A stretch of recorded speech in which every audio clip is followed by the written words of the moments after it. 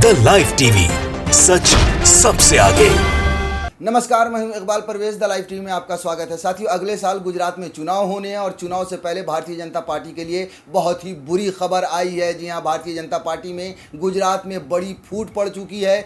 दो हिस्सों में वहां पर पार्टी बट रही है, दो धड़ों में, और कई नेता भारतीय जनता पार्टी के इस्तीफा देने जा रहे हैं। साथियों, ये खबर आने के बाद बताया जा रहा है कि चाहे वो नरेंद्र मोदी हों, चाहे वो अमित शाह हों, चाहे वो भारतीय जनता पार्टी के बड़े बड़े नेता हों, उनके हाथ पैर फूल गए हैं, क्योंकि इलेक्शन से पहले, चुनाव से पहले इस तरह की फूट भारतीय जनता पार्टी को बहुत ही बड़ा नुकसान पहुंचाएगी। साथियों, आखिर ये फूट क्यों आई है, क्यों दो हिस्सों में भारतीय जनता पार्टी गुजरात में बटी है, वो हम आगे आपको विस्तार से बताएंगे। लेकिन उससे पहले हम आपको बता दें कि आपको याद होगा पिछले बार का चुनाव गुजरात में भारतीय जनता पार्टी हार रही थी। बिल्कुल निगेटिव, सब कुछ निगेटिव हो रहा था और मोदी को ये महसूस हो गया कि भारतीय जनता पार्टी गुजरात में हार रही है, वो भी इतने सालों तक, जहां 3 बार वो खुद मुख्यमंत्री रह चुके थे और उसके बाद प्रधानमंत्री बने। तो इतने साल भारतीय जनता पार्टी के राज के बाद भी गुजरात भारतीय जनता पार्टी हार रही है। नरेंद्र मोदी को एहसास हो चुका था, इसलिए वो मैदान में उतरे और जगह जगह घूम कर उन्होंने रोना गाना शुरू कर दिया।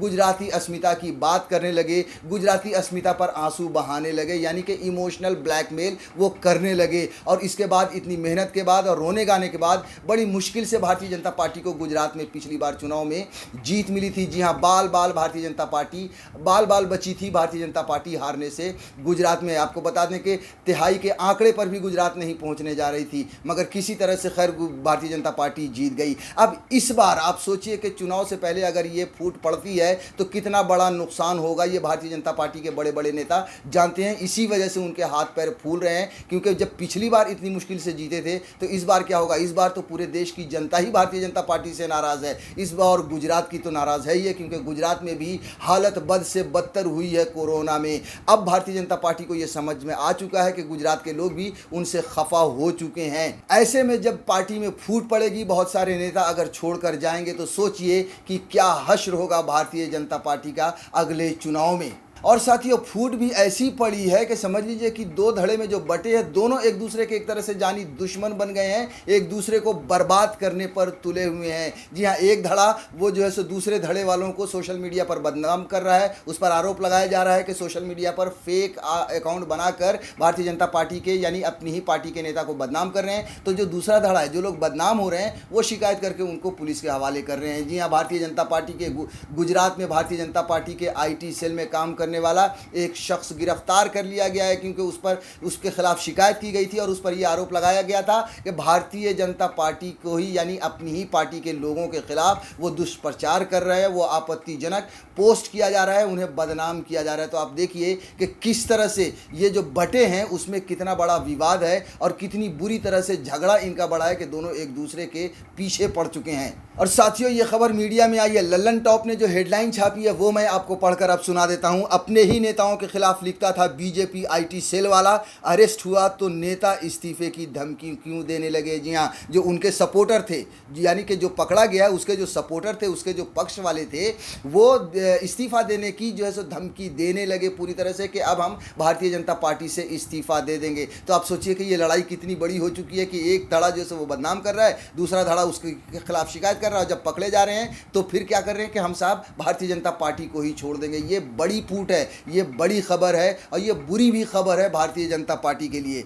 गुजरात में बीजेपी के IT सेल में काम करने वाले एक शख्स को पुलिस ने गिरफ्तार किया। उस पर सूरत के बीजेपी अध्यक्ष नीरज झांझमेरा और अन्य पार्टी नेताओं के खिलाफ आपत्तिजनक पोस्ट करने का आरोप है। इस गिरफ्तारी से नाराज बीजेपी के कई नेताओं और कार्यकर्ताओं ने मोर्चा खोल दिया है। पार्टी से इस्तीफे का ऐलान भी कर दिया है। आप देखिए कि किस तरह से एकदम एक दूसरे के खिलाफ इन्होंने मोर्चा खोल दिया है। जाहिर सी बात है, क्योंकि जो लोग दुष्प्रचार कर रहे थे, अब उनमें से एक आदमी खास तौर से वो गिरफ्तार हो गया है। और आप सोचिए कि ये किस तरह से, ये जो है सो फेक अकाउंट, इस पर जो आरोप लगा है कि अलग अलग सोशल मीडिया के जो प्लेटफॉर्म हैं उन पर फेक अकाउंट करके आपत्तिजनक और अभद्र टिप्पणियां किया करते थे और अपने ही नेता को ये बदनाम किया करते थे।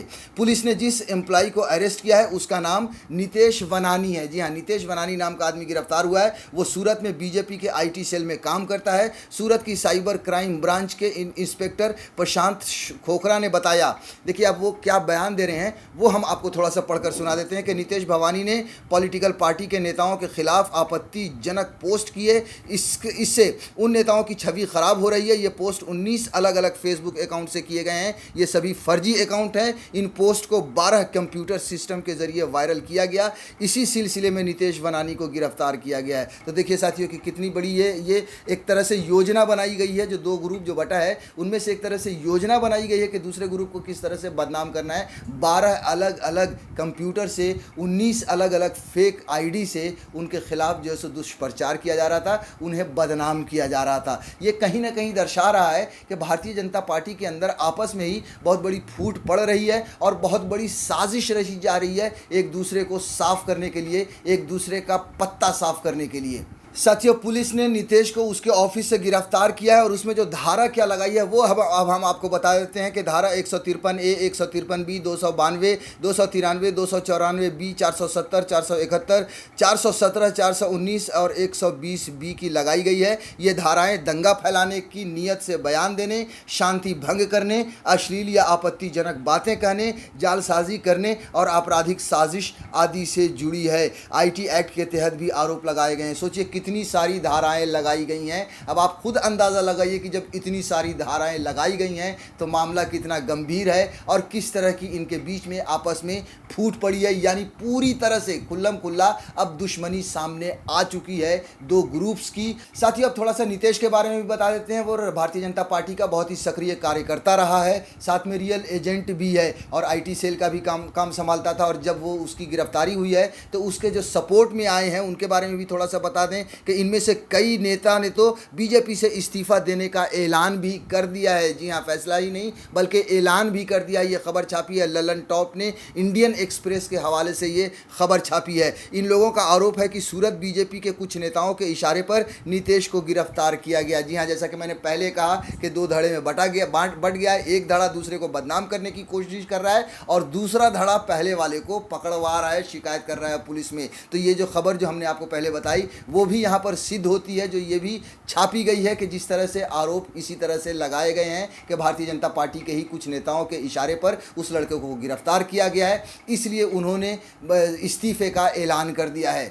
साथियों ये जो रिपोर्ट लल्लन टॉप ने छापी है उसमें एक नेता का बयान भी छापा है। हालांकि उनका नाम नहीं छापा। देखिए लिखा है कि एक वार्ड अध्यक्ष के नाम ना छापने की शर्त पर बताया कि पाटीदार आंदोलन के समय भी नीतीश ने बीजेपी के लिए ऑनलाइन मोर्चा संभाला था। एक कार्यकर्ता के साथ इस तरह का बर्ताव सहन नहीं किया जा सकता। तो जाहिर सी बात है कि आप जैसा कि हमने आपको बताया और पूरी रिपोर्ट पढ़कर भी सुनाई कि भारतीय जनता पार्टी किस तरह से, भारतीय जनता पार्टी के लिए ये एक बहुत ही बुरी खबर है कि गुजरात में जब इलेक्शन होने जा रहा है अगले साल, ऐसे में वहाँ के नेता आपस में भिड़ गए हैं। उनके बीच में पूरी तरह से फूट पड़ चुकी है और कुछ नेताओं ने जो है सो इस्तीफे का ऐलान भी कर दिया है।